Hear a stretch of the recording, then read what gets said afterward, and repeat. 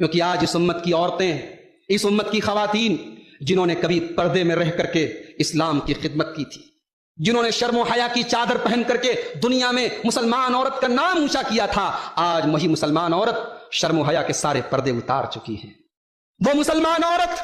جس کے بارے میں اللہ کے پیارے نبی نے فرمایا الدنیا کلھا متاع وخیر متاع الدنیا المرأۃ الصالحہ، دنیا کی سب سے قیمتی دولت اگر کوئی ہے تو نیک عورت ہے۔ آج وہ عورت جسے نبی نے اتنا بڑا مقام دیا تھا، اتنا بڑا اعزاز دیا تھا، آج افسوس اس عورت نے اس مقام کو گرا دیا۔ میرے پیارے ساتھیوں، شرم و حیا سے دور ہوئی، شرم و حیا سے دور ہوئی، اسلامی پردے کو اس نے کنارے کیا اور ہر وہ کام کیا جس سے اللہ کے پیارے نبی نے روکا تھا۔ یہ عورت اگر اسلام کی شیتل چھایا میں آ جائے، یہ شریعت کے دامن میں آ جائے تو یہ فاطمہ زہرا کا روپ لے لیتی ہے، یہ عائشہ صدیقہ کا روپ لے لیتی ہے، یہ مریم جیسی پاک دامن بن جاتی ہے، یہ فرعون جیسے ظالم کے محل میں رہ کر کے بھی رب کے اوپر ایمان لاتی ہے اور آسیہ بن جاتی ہے۔ ہم میں سے جو لوگ کسی لڑکی کے باپ ہیں، کسی لڑکے کے باپ ہیں، کوئی عورت کسی لڑکی کی ماں ہے، ظاہر ہے ماں کا ہونا یہ بھی ذمہ داری ہے، باپ کا ہونا یہ بھی ذمہ داری ہے، اولاد بھی ہمارے کندھے پر ایک ذمہ داری ہے۔ ہماری اولاد اگر غلط راستے پر جا رہی ہے، اگر بیٹیاں غلط راستے پر جا رہی ہیں، بیٹے غلط راستے پر جا رہے ہیں اور باپ اپنی آنکھوں سے دیکھ رہا ہے اور باپ اپنے بیٹے کو بچانے کے لیے کوئی کام نہیں کر رہا ہے اور ماں اپنی بیٹی کو بچانے کے لیے کوئی کام نہیں کر رہی ہے، اس کا مطلب کہ وہ اپنی ذمہ داری کو صحیح طریقے سے نہیں نبھا رہی ہے۔ اور اللہ کے نبی کیا فرما رہے ہیں؟ اگر اسی حالت میں آپ کی موت ہو گئی اور آپ نے باپ ہونے کا فرض نہ نبھایا، آپ نے ماں ہونے کا فرض نہیں نبھایا، الا حرم اللہ علیہ الجنہ، ایسے انسان کے اوپر جنت حرام ہو جائے گی۔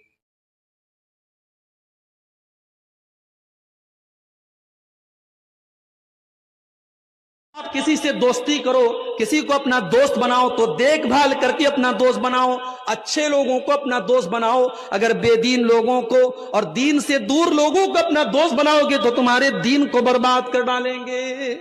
شرابیوں کے ساتھ بیٹھو گے، شرابی ہو جاؤ گے، زانیوں کے ساتھ بیٹھو گے، زنا تمہاری نظر میں ہلکا ہو جائے گا، بے نمازیوں کے ساتھ بیٹھو گے تو نماز کی وقت اور اہمیت کم ہو جائے گی۔ مسلمان کی شادی میں ڈی جے بج رہا ہے، ماشاء اللہ بڑا پکا مسلمان ہے، کیا مجال ہے کہ اس کے اسلام پر کوئی سوال اٹھائے؟ اس کے گھر میں رات بھر ڈی جے چل رہا ہے۔ تیرے نبی نے کبھی بانسری کی آواز کو اپنے کانوں میں جانے نہ دیا، تیرے نبی کے صحابہ نے کبھی میوزک کو اپنے گھر میں آنے نہ دیا، اور تو شادی کے موقع پر رات بھر میوزک بجا رہا ہے اور تو اپنے آپ کو مسلمان کہہ رہا ہے۔ کیا تیرا اسلام صرف تیری مسجد اور تیری نماز تک ہے؟ تیرے شادی بیاہ میں تیرے اسلام سے کوئی مطلب نہیں۔